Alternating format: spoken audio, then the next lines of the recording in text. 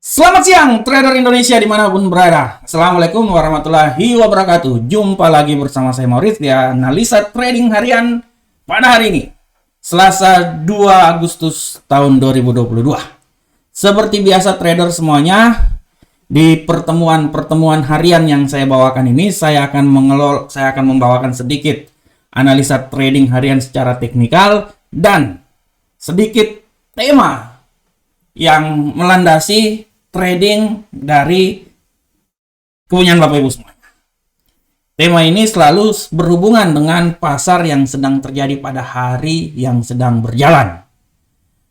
Pada hari ini, trader semuanya, tema yang saya angkat tidak jauh-jauh dari perkembangan ekonomi dunia. Tema hari ini saya akan membawakan sebuah tema yang sangat luar biasa, yang menurut saya sebenarnya susah juga ini temanya, karena tema ini high class juga sebenarnya. Kalau saya bilang tema yang ingin saya bawakan ini termasuk tema yang levelnya agak sedikit mengundang kita untuk berpikir sejenak ya. Jadi bukan cuman secara teknikal buy sell, tapi dengan tema ini lebih banyak ke fundamental. Saya mengajak untuk para trader untuk bisa lebih menganalisa, berpikir, melihat situasi dunia yang sedang terjadi. Itu kunci utamanya di situ. Karena kalau kita bisa melihat situasi dunia yang terjadi, akhirnya kita bisa menganalisa apa yang akan terjadi ke depan.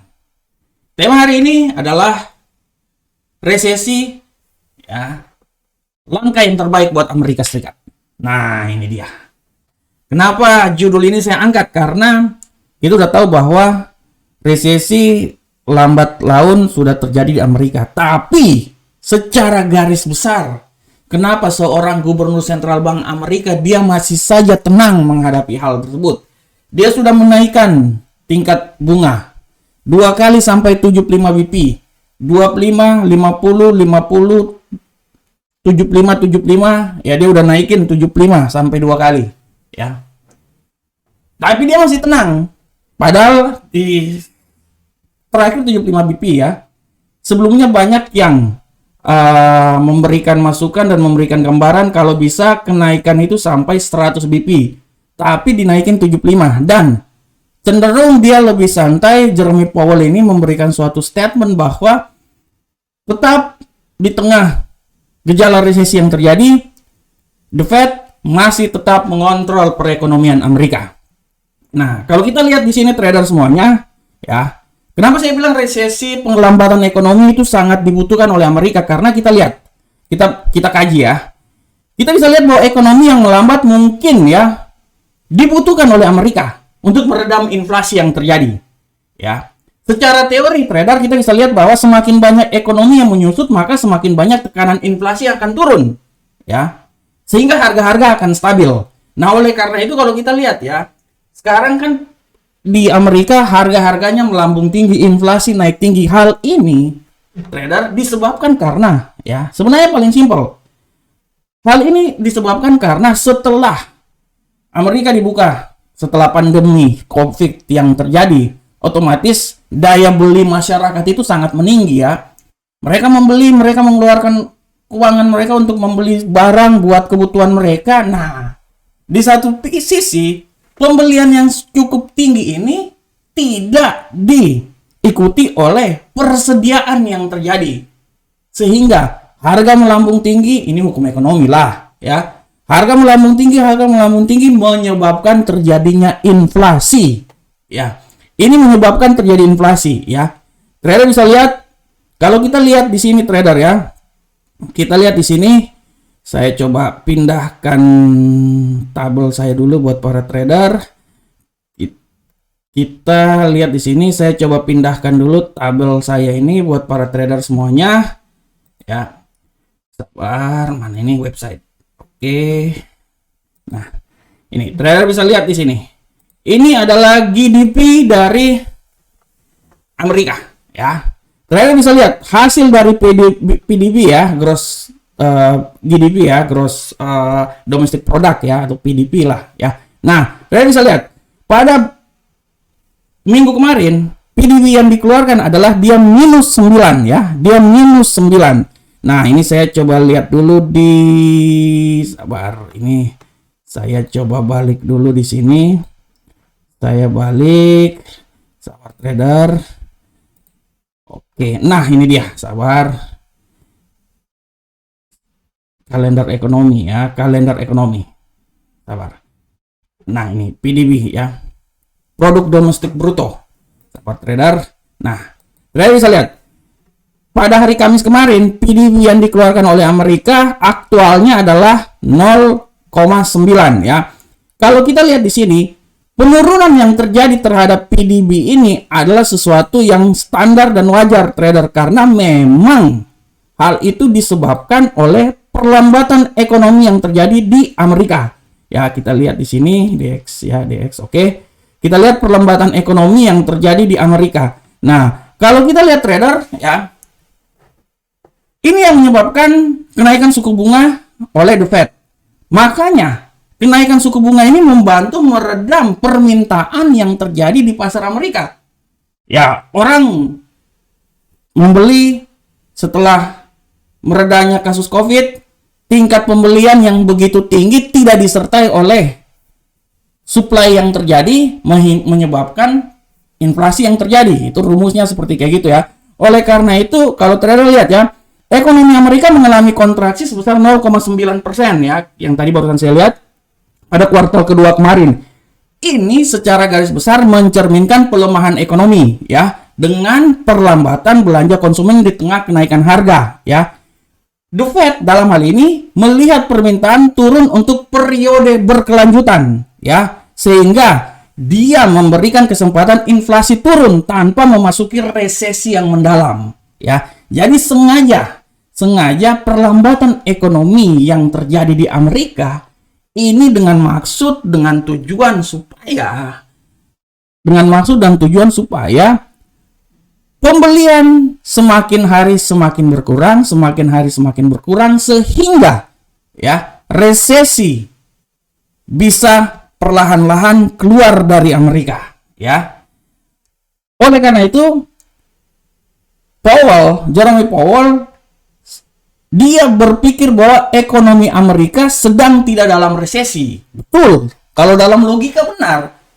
Betul. Kalau kita lihat ya secara garis besar, memang benar trader.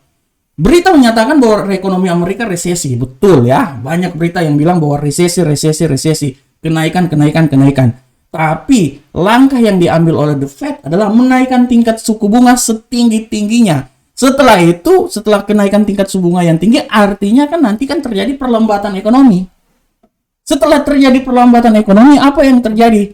Ya, dengan sendirinya daya beli mulai berkurang, dengan sendirinya resesi perlahan-lahan bisa diatasi dengan supply yang kembali diberikan dalam perekonomian Amerika. Logikanya sebenarnya paling singkat. Resesi terjadi karena pembelian yang sangat tinggi. Plus ya, persediaannya kurang. Dinaikkanlah tingkat suku bunga dengan maksud supaya perekonomian sedikit diarahkan memperlambat perekonomian yang terjadi. Akibat memperlambat ekonomi yang terjadi, tingkat beli masyarakat itu udah pasti berkurang. Tapi kalau kita lihat tingkat beli masyarakat berkurang, dia ya trader ya, kalau kita lihat ya, tingkat beli masyarakat yang berkurang ini, kalau kita lihat trader ya, tingkat beli masyarakat yang berkurang, dia berbanding terbalik dengan angkatan tenaga kerja yang semakin meningkat.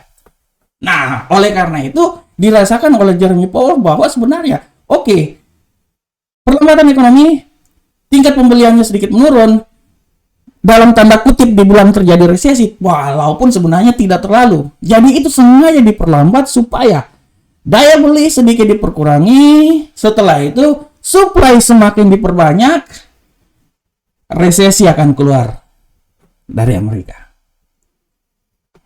Luar biasa. Setelah saya melihat, mengkaji ya, banyak, Amerika sangat pintar. Dia menaikkan nilai mata uangnya, oke. Dia menekan negara-negara Eropa yang lainnya, oke. Dia memang sengaja resesi, memang orang bilang ibarat kata sih, kalau menurut saya ibarat kata mundur 2 langkah untuk maju 100 langkah ya. Orang bilang resesi yang terjadi ini merupakan faktor di mana jembatan awal, langkah awal, setelah itu perekonomian akan Amerika naik lagi. Jadi sengaja dibuat supaya penekanan ini perlahan-lahan tingkat daya beli dari penurunan dari daya beli ya diturunkan, persediaan dinaikkan, tapi tingkat tenaga kerja tetap naik. Ya, jadi sebenarnya tidak ada permasalahan dalam resesi Amerika. Hebat ya. Hebat, luar biasa. Hebat. Dari sini saya bisa lihat bahwa sebenarnya cuman media yang membesar-besarkan, tapi sangat luar biasa pemikiran ekonomi terutama Gubernur Sentral Bank Amerika untuk mengambil langkah mencegah perlambatan ekonomi yang terjadi di Amerika. Sebenarnya itu sengaja supaya kemajuan ekonomi Amerika bisa lebih tinggi lagi, bisa lebih cepat lagi setelah semuanya sudah mulai reda. Trader, demikianlah kajian kita pada hari ini. Dan kita akan masuk di analisa teknikal harian kita. Ini saking panjangnya sampai udah melewati waktu analisa saya ya. Analisa teknikal saya, makanya saya dipercepat aja lah analisa teknikal saya. Oke, teman, kita masuk dengan analisa teknikal kita. Selalu biasa kita akan masuk dari indeks dolar Amerika. Bagaimanakah pergerakan dari indeks dolar Amerika, trader semuanya? Pergerakan dari indeks dolar Amerika kita udah bisa lihat di sini bahwa tendensi pada hari ini untuk indeks dolar Amerika agak sedikit mengalami bullish setelah beberapa hari sebelumnya, hampir 1 minggu dia mengalami penurunan yang sangat luar biasa bearish ya. Kita akan lihat bagaimanakah pergerakannya pada hari ini. Di sini sudah sangat jelas. Sekarang dia udah masuk sampai tingkat yang paling tertinggi ya trader ya. Dia udah masuk sampai tingkat yang paling tertinggi. Dia udah mulai naik ya trader ya, udah melewati ya. Dia udah melewati, dan kalau saya bisa lihat dia kecenderungan agak bisa lebih sedikit lagi. Kemungkinan kalau menurut saya dia masih punya peluang untuk naik lagi dengan nilai yang paling tertinggi nanti sampai di 105 sini ya. Kita tahu bahwa 105 adalah nilai yang paling terendah selama 1 minggu ya. Terjadi penurunan dari indeks dolar. Oleh karena itu sekarang perlahan namun pasti akan mencoba naik ya. Dengan 105.661 adalah nilai yang bisa ditembus, berusaha ditembus oleh indeks dolar. Oke, terakhir kita lanjut ke euro angkel saham dolar. Bagaimanakah pergerakan dari euro angkel saham dolar, trader semuanya?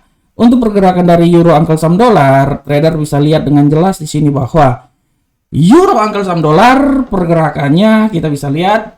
Pergerakan dari euro angkel saham dolar pada hari ini tendensinya adalah tetap bearish ya. Tendensi utamanya bearish pada hari ini, walaupun di tengah pergerakan yang sedang terjadi. Kita bisa lihat di sini bagaimana ke arah pergerakannya, trader ya.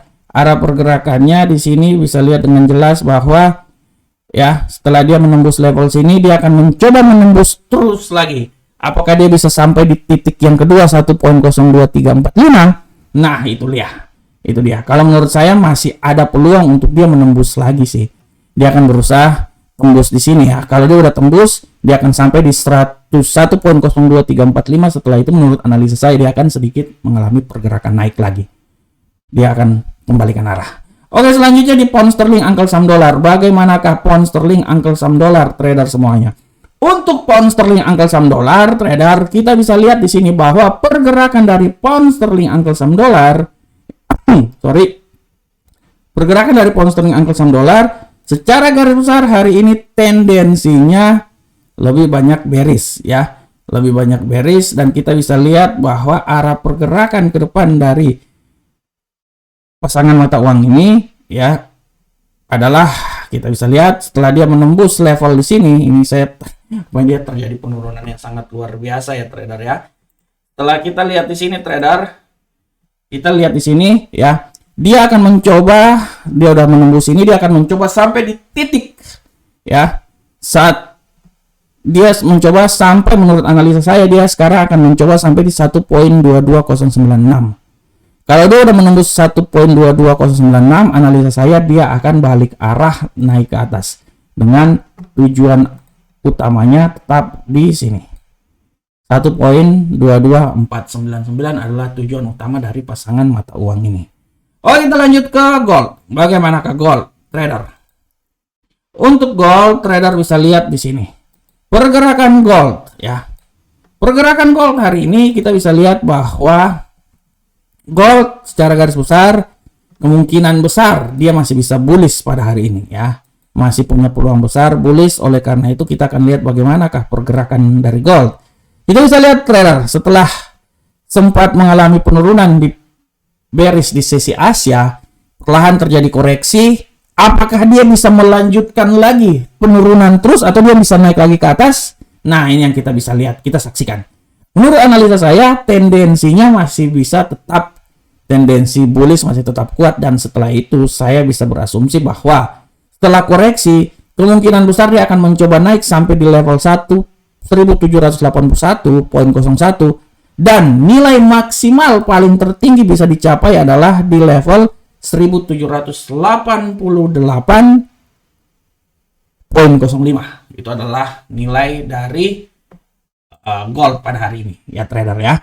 Oke, selanjutnya trader kita di Bitcoin. Bagaimanakah pergerakan dari kripto Bitcoin pada hari ini? Trader, untuk kripto Bitcoin, trader bisa lihat di sini bahwa arah pergerakan Bitcoin sama seperti hari kemarin, penurunan masih tetap terjadi ya. Saya berasumsi bahwa titik tertingginya adalah 25 dan titik terendahnya adalah 20, dan pergerakan masih tetap terjadi, penurunan bearish, dan saya menurut analisa saya dia masih tetap bergerak di seputaran 22-an sampai 23 ya. Itu adalah nilai yang bisa dicapai oleh pasangan dari aset ini. Kalaupun dia terjadi penurunan, menurut analisa saya dia turun paling minimal adalah 22.646, tapi kalau dia terjadi kenaikan, yang pertama akan diperoleh oleh dia adalah di level 23.055 US dollar. Itu bisa dicapai oleh pasangan oleh Bitcoin. Oke trader semuanya, demikianlah kita punya analisa harian kita pada hari ini. Sebelumnya saya akan memberikan sedikit masukan buat para trader, sedikit iklan. Trader, kalau ada waktu dan kesempatan, trader jangan lupa hari ini baca juga saya punya tulisan yang sangat luar biasa di investing.com. Saya barusan menulis analisa emas pada hari ini, bisa baca tulisan saya, dan saya berharap semoga tulisan saya ini bisa memberikan sedikit gambaran terhadap trading yang dilakukan oleh para trader pada hari ini. Semoga bermanfaat untuk para trader semuanya. Oke, para trader Indonesia, para trader market, demikianlah analisa harian kita pada hari ini. Saya berharap semoga analisa ini bisa bermanfaat untuk kita semuanya. Oleh karena itu tetap semangat, tetap analisa, dan terus analisa. Karena keberhasilan kita tergantung dari analisa yang kita miliki. Assalamualaikum warahmatullahi wabarakatuh. Sampai ketemu kita di pertemuan berikutnya. Salam Profit Indonesia.